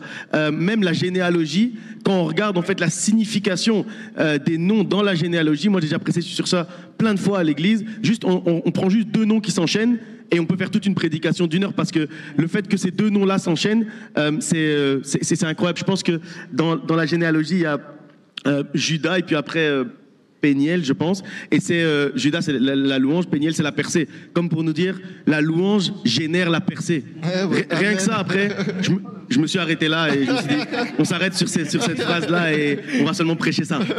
Et j'ai déjà prêché sur plusieurs fois en fait juste l'enchaînement des significations des noms. C'est quelque chose. C'est quelque chose comme aussi quand le roi David est devenu roi. Avant lui, en fait, entre Saül et le roi David, il y a eu Ishbosheth. Ishbosheth, ça veut dire homme de honte. Et David, ça veut dire bien-aimé. Et à un moment donné, il y a un verset dans la Bible qui dit David succéda à Ishbosheth. Le bien-aimé succède à la honte. Je me suis arrêté sur ça, j'ai aussi prêché sur ça. Non, mais ça vient après. D'abord, juste commencer avec des trucs simples. Je peux rajouter quelque chose? Qui est déjà allé au cinéma ici? Tout le monde, n'est-ce pas? Est-ce que nous allons regarder les mêmes films au cinéma? Il y en a qui aiment le romantisme, n'est-ce pas? Hein? Cantique des cantiques, n'est-ce pas? Hein? Il y a une dans l'église. Donc il a mis le français et l'anglais. Une. Avec Dieu comme avec les frères et sœurs. Pasteur Sylvain, il dit encore ici, mais comment sommes-nous sûrs d'avoir la présence de Dieu en nous? Comment sommes-nous sûrs? Comment saisir dans notre cœur que Dieu est avec nous? Et puis je complète ça avec une troisième qui dit, est-il possible d'avoir Dieu avec nous, mais de continuer avec un entourage qui est un peu compliqué? C'est bon, les micros. Le micro est revenu? Allô? On dirait. En tout cas, oui. Donc, comment servir Dieu dans l'église, être bien avec Dieu, mais continuer à avoir un entourage qui est trop compliqué, des caïds autour de lui, mais lui veut servir Dieu.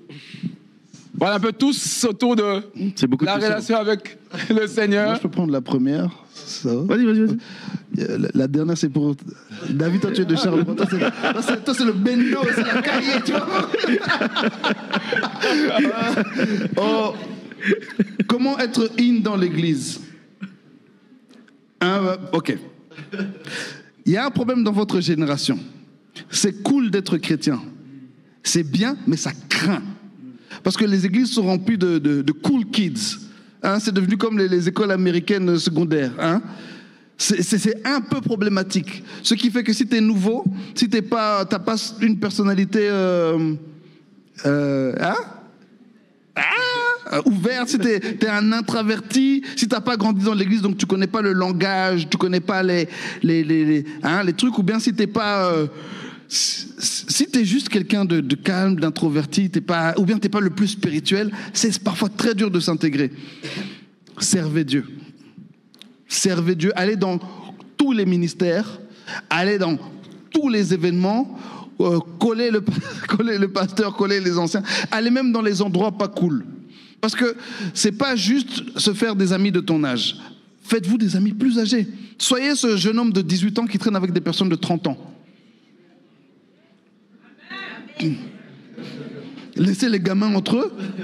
Moi, je connais des jeunes filles dans notre église, par exemple, qui ont décidé, nous, on ne vient pas chez les ados. Elle avait 15 ans, elle a dit, moi, je ne viens pas chez les ados, je vais directement à la chorale. Et depuis qu'elle a 15 ans, elle traîne avec des gens de 30, 40, 50, à l'aise.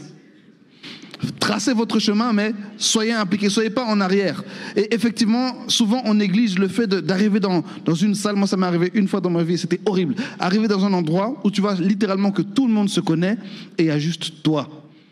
Et tu parles pas le même langage, tu t'habilles pas aussi bien qu'eux, t'es pas aussi... Oh Seigneur. Alors, collez les vieux, allez servez, allez dans les endroits pas cool, persévérez un moment et puis ça va aller. Ouais, et ça c'est vraiment très intéressant. J'aime bien le point que tu as dit par rapport au code un peu. Et en fait, il y a une grande différence entre l'Église et le milieu chrétien. C'est deux choses complètement différentes. C'est-à-dire, le milieu chrétien, ça a des codes, etc. L'Église, il n'y a pas vraiment de code en fait à l'Église. Après, nous, on a rajouté des choses, etc. Mais ça, c'est le milieu chrétien, c'est le chrétien lifestyle. Donc c'est la manière de vivre, mais c'est pas vraiment ça. Et c'est là où quand le pasteur Tito dit c'est devenu cool maintenant. Nous, à notre génération, quand on était jeune, c'était pas vraiment cool. Mais maintenant, c'est devenu cool. Alors c'est devenu un peu à la mode. Alors maintenant, il y a un milieu chrétien qui a instauré des codes, etc. Mais c'est pas comme ça. Avec Dieu, en fait, on vient juste, on prie, peu importe comment on est habillé, peu importe comment on parle, peu importe si on est introverti, extraverti. Non, on vient juste. Et là, en fait, c'est la différence entre l'Église et le milieu chrétien. Moi, je fais souvent cette distinction entre les deux. Et vraiment, pour rebondir, ce n'est pas une relation avec les gens que nous allons rechercher à l'Église. C'est la relation avec Jésus que nous allons chercher à l'Église. Si tu veux être in, sois in en Jésus-Christ, et tu verras que l'Église, tu seras in aussi. Et quand on parle de la présence de Dieu, comment ressentir la présence de Dieu? La présence de Dieu, ce n'est pas quelque chose qui doit être fracassant. Moïse, quand il a demandé à Dieu de le voir, Dieu est passé par un vent léger. Nous, souvent, nous avons besoin que la présence de Dieu soit... Non, c'est pas ça la présence de Dieu. La présence de Dieu, c'est d'abord la paix que Dieu te donne. Si tu as d'abord cette paix, où tu es à l'aise avec toi-même, sache que Dieu est avec toi. Le rondobola, ça viendra après. Et le rondobola, c'est pas non plus... On a fait...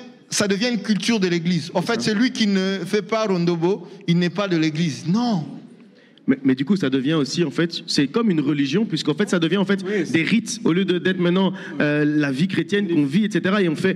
Et la Bible, le passage que tu as mentionné, il dit, on l'a cherché dans le feu, mais il n'était pas là. Et après, on l'a trouvé dans un souffle doux et léger. Ça veut dire que parfois, en fait, oui, on le cherche quelque part, on veut que Dieu soit en fait dans une case et que la présence du Saint-Esprit, c'est comme ça. Mais c'est pas ça, en fait. C'est pas comme ça. Parfois, il se révèle d'une manière, parfois d'une autre. Parfois, il est dans le feu, oui, c'est vrai. Mais parfois, il n'est pas dans le feu. Parfois, il est dans l'eau. Parfois, il est dans le souffle. Parfois, il est dans le murmure. Parfois, il est dans le calme. Et par rapport justement à la manière dont on peut identifier la présence de Dieu, moi, je sais pas, j'aime pas en fait parler de ça parce que pour moi, c'est vraiment quelque chose de très personnel. Et quand on voit les fruits de l'esprit, en fait, avant de parler des dons de l'esprit, du parler en langue, etc., avant ça, on parle de l'amour. On parle de la patience, on parle de la paix, on parle de la bonté, on parle de la bénignité, on parle de la piété. On parle de tout ça et après, on va parler après du parler en langue comme un don de l'esprit. Mais avant tout ça, il y a beaucoup d'autres choses. Et nous, on veut juste en fait s'attacher ou expérimenter ce qui frappe les yeux, ce qui frappe l'oreille, ce qu'on entend facilement, ce qu'on voit facilement. Mais peut-être que tu es animé du Saint-Esprit, mais tu n'as pas encore expérimenté le parler en langue, mais tu as déjà expérimenté la paix, la patience, la bonté, la bénignité. Tu es bien avec tous les gens autour de toi, tu amènes la paix partout où tu vas. Tu es animé aussi du Saint-Esprit quand tu arrives dans un endroit, ils se disputent, mais non, c'est la paix.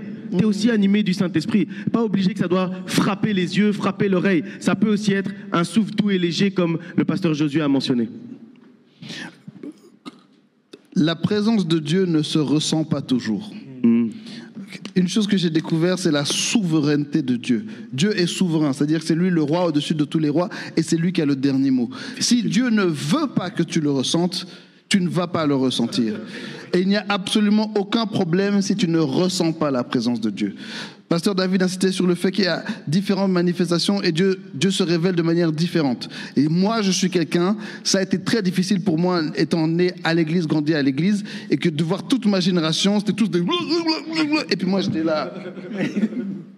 Et moi, je suis quelqu'un, Dieu se manifeste très fort par mon intellect. C'est dans mon intelligence que le Saint-Esprit va très fort se manifester. Et encore une fois, par rapport aux sensations, vous savez que c'est très charnel de vouloir ressentir le Dieu. On parle souvent de la foi, j'ai la foi, on veut la foi, la foi, la foi. La foi, c'est pas l'essence. Souvent, ce sont les bébés spirituels ou bien les personnes qui sont dans des milieux, par exemple les musulmans ou bien ceux qui sont dans des milieux où il y a la persécution, eux, ils vont avoir des manifestations très fortes de l'esprit. Si tu es un véritable chrétien mature, ce sera très souvent par ta foi. Tu sais que Dieu est là. Si 2 ou 3 sont rassemblés en mon nom, je suis là. Tu sais que Dieu est là. Quand tu es assis, tu lis ta Bible, tu sais que Dieu est là. Même si tu ne le sens pas, tu sais qu'il est là. Et j'insiste sur la foi plus que les sensations. Et dernière chose, c'est pas, je suis très contre la foi neketsu. RIP Akira Toriyama. Certains veulent traiter la foi comme Dragon Ball Z. C'est que plus tu pries, plus tu deviens... Puis tu deviens guerrier 2, et puis tes cheveux deviennent blonds. Et si toi, t'as pas les cheveux blonds, c'est que t'as pas assez prié. Parfois, c'est vrai, c'est souvent de l'orgueil et de la foutaise. Ne cherchez pas à dépasser quelqu'un, ne cherchez pas... Cherchez Dieu, cherchons Jésus. Tu nous as perdu à Neketsu. On ne sait pas du tout ce que c'est. Mais ok, c'est pas grave. Mais il y avait une dernière question là par rapport à son entourage, etc. Moi, je pense que sur ça, je vais répondre rapidement. La clé, c'est l'intégrité et l'authenticité. Ça veut dire, il faut être le même à l'église, dehors, avec tes amis, avec ta famille, avec tes frères et sœurs, etc. Il faut être le même. Il faut être le même. Moi, quand je parle des codes du milieu chrétien, etc. Moi, je sais pas sincèrement si je respecte tous les codes du milieu chrétien, mais juste je vais à l'église parce que je me sens bien à l'église, parce que je me sens connecté avec mes frères et sœurs en Christ, parce que je sens la présence de Dieu, pas ressentir charnellement comme tu dis, mais je sens que Dieu est là, je sais que Dieu est là avec la foi, je sais que Dieu est là et c'est pour ça que je viens à l'église, pas pour respecter des codes. Et donc je me comporte de la même manière du coup en dehors de l'église et dans l'église, je m'habille de la même manière en dehors de l'église et dans l'église, je parle de la même manière en dehors de l'église et dans l'église, mais ça c'est une question d'intégrité et d'authenticité. Et c'est vraiment quelque chose de très important. Dieu recherche des personnes qui sont intègres devant sa face, qui sont intègres, qui agissent toujours de la même manière, peu importe où ils soient, peu importe avec qui ils soient, peu importe qui leur met la pression, leur met pas la pression, ils sont toujours là, avec la même ligne directrice et ils sont intègres et authentiques. C'est vraiment quelque chose d'important. Et je crois que les gens, même non chrétiens, les pré-chrétiens, qui vont devenir chrétiens, ils respectent ça aussi. Ils respectent le fait que on est intègre, on est authentique, tout le monde sait qu'on est chrétien, il n'y a pas de problème, et on est qui on est. Je crois que les gens respectent ça. Amen. Quand on reste soi-même, les gens le ressentent. Dans votre entourage, on va sentir que vous êtes différent. Vous avez quelque chose qu'eux, ils n'ont pas, peut-être qu'ils recherchent. Amen. Il y a encore 2 séries de questions, mais on va vite arrêter. On va prendre une seule série. Et ici, il y a une question sur les relations. Quelqu'un qui dit... Est-ce que la relation avec mon père peut avoir de l'influence dans ma relation avec Dieu? Je préfère que cette question-là, on la garde pour les ateliers. Nous aurons 2 ateliers qui vont débattre sur la relation entre les générations. Donc, nous aurons notre évêque. Est-ce qu'on peut accueillir l'évêque qui est là avec nous? Le bishop Jean. Qui parlera de cette relation-là entre le père et les filles. Et puis nous avons Maman Bishop qui est là avec nous. Maman Denise qui parlera de la relation entre les garçons et les mères. Amen. Amen. Donc on va traiter toutes ces histoires de relations dans ces ateliers-là. Et déjà ici, là, à 14h, quand on va démarrer, donc on prendra tous ceux qui ont de 12 à 21 ans, et donc nous nous séparerons, garçons et filles, et nous irons dans l'un atelier comme dans l'autre. Voilà, donc cette question, on la garde pour ces ateliers-là. Alors, une dernière. Parlons tentation. J'aime Dieu, j'aime servir, mais constamment mes anciens démons reviennent. En tout cas, heureusement qu'ils ont dit de ne pas mettre les noms, de citer les noms, ça va. On va laisser comme ça, c'est leur choix. Dans le même groupe, je prends comment je peux prier alors que je n'ai plus la motivation parce que j'ai la pression, une pression en fait spirituelle que je ne comprends pas, qui m'enlève ma motivation. Dans la même série, Comment faire pour ne plus être tenté? J'ai tout fait, mais je n'arrive pas à me libérer. J'aime le Seigneur, mais je retombe. Pasteur Silver, c'est des vraies questions pour toi. Je peux juste dire un petit mot pour les 2 premiers. Vous montez tout en haut là-bas. Je rigole même pas. Il y a l'intercession pour l'instant qui a lieu toute la journée. Certains d'entre vous, vous devez monter maintenant. On doit prier pour vous, c'est le jour. Ok? Soyez pas timides, n'ayez pas peur. Il y a des personnes très bien qui vont prendre le temps de prier pour vous. Amen, amen, merci. Amen, amen, amen. C'est vrai, comme je disais, Jésus, les disciples étaient avec Jésus à un moment, ils sont restés avec lui. Je pensais, ils ont prié aussi ensemble avec lui, mais le moment fatidique, il faut à un moment donné redoubler la prière. Quand les conditions deviennent de plus en plus difficiles et compliquées. Donc, il n'y a que la prière pour pouvoir vaincre la tentation. Et quand ça devient un peu plus compliqué, il faut s'associer à quelqu'un d'autre. Ou parler avec le groupe d'intercession de l'Église. Ou parler avec votre pasteur. Parce que la Bible nous dit que 2 valent mieux qu'un. Hein? Un chassera 1000, mais 2 chasseront 10 000. Ça veut dire qu'à un moment donné, si vous êtes opprimé, vous ne savez même pas dire un mot. Ne pas prier, seulement ouvrir la bouche et dire un mot. Ça peut arriver. Il faut vraiment lancer la pêche. Il faut se confier. Parler aux responsables. Parler à votre pasteur, parce que ce sont des cas qui sont devenus graves. Ce sont des cas qui sont devenus graves. Et le diable utilise ce cas pour opprimer les jeunes, pour les opprimer, les empêcher, pour montrer que Dieu ne peut rien faire. Mais Dieu peut faire quelque chose.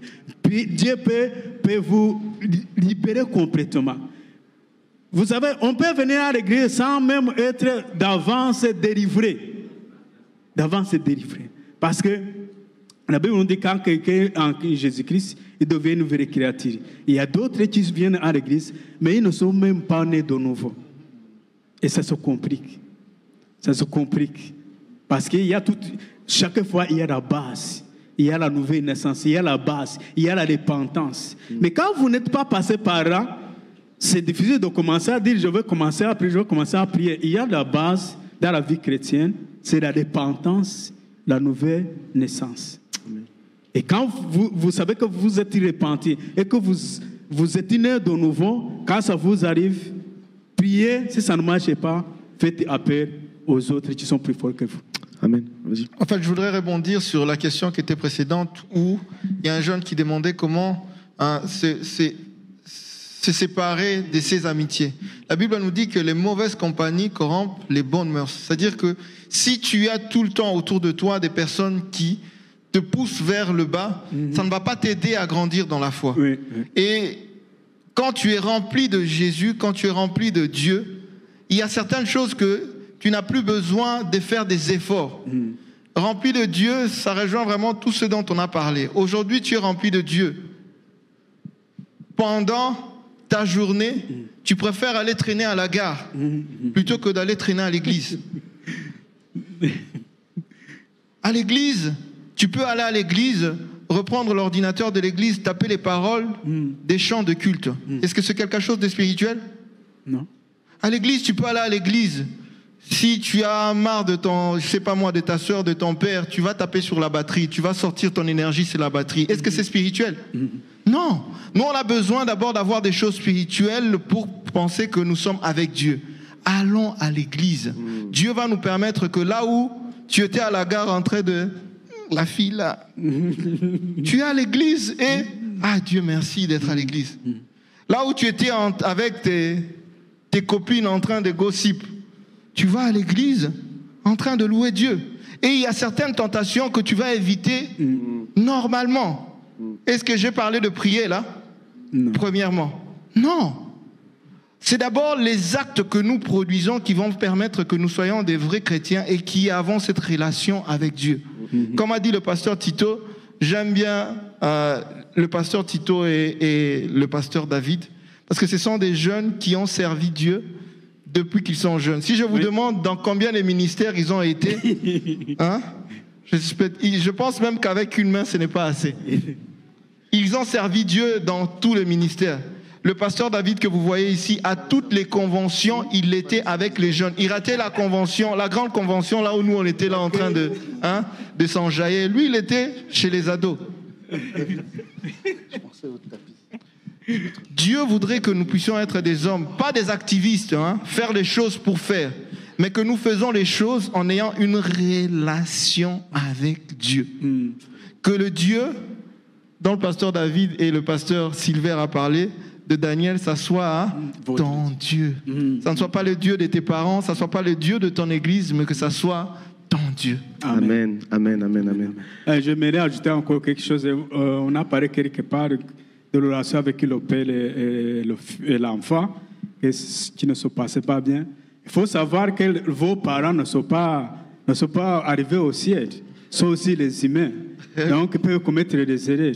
Et quand nous lisons la Bible, il y a Gédéon qui avait un père idolâtre. Il avait un père idolâtre. Mais Dieu lui a dit de casser, de détruire l'autel de son père pour le construire de nouveau. Ça veut dire qu'on peut même ne pas seulement s'entendre avec peut-être ton papa ou ta maman qui viennent à l'église, avoir carrément un papa et une maman païen. Là, c'est toi-même qui développes ta propre relation avec Dieu. Parce que tu n'auras pas quelqu'un pour t'aider. Donc, tu ne dois pas regarder tes parents pour servir Dieu. Tu ne dois pas regarder... Oui, c'est vrai que les parents doivent être les modèles. Mais s'ils ne sont pas modèles, cela ne va pas vous empêcher de servir Dieu. Cela ne va pas vous empêcher de participer aux activités de l'Église. Vous devez avoir votre propre relation avec Dieu. Amen. Vous devez avoir, parce que chacun rendra compte de ce qu'il a fait. Pas de ce que les parents ont fait, pas de ce que sa mère a fait, de ce que lui-même a fait. Donc il faut développer la relation avec Dieu sans se baser sur les parents. On peut se baser sur les parents si c'est possible. Mais si les parents ne sont pas nos modèles, là on n'ira nulle part. Amen. Amen. Amen, amen, amen. Je crois qu'on a répondu à toutes les questions. Je ne sais pas si quelqu'un veut dire un mot de conclusion par rapport à tout ce qu'on a dit. Mais on a vraiment eu un moment d'échange qui était très intéressant. On a parlé des 3 premières clés. On a dit qu'on allait essayer d'en aborder 10 durant la journée. On a parlé des 3 premières clés pour vivre réellement une jeunesse épanouie en Christ, pour vivre réellement une vie en tant que jeune chrétien à l'église, dans ta relation avec Dieu, dans la parole de Dieu que tu vas pouvoir lire, pour que tu puisses réellement t'épanouir et surtout trouver du plaisir en fait à l'intérieur de ce que tu vas faire, dans ce que tu vas faire à l'église, que tu puisses réellement trouver du plaisir. C'est vraiment notre volonté pour toi, c'est vraiment notre souhait pour toi, et réellement on veut que tu puisses à partir de maintenant être bien et que Dieu puisse devenir ton Dieu, que Dieu qu'on appelle le Père puisse devenir réellement ton Père. C'est vraiment notre objectif, c'est l'objectif de la journée d'aujourd'hui.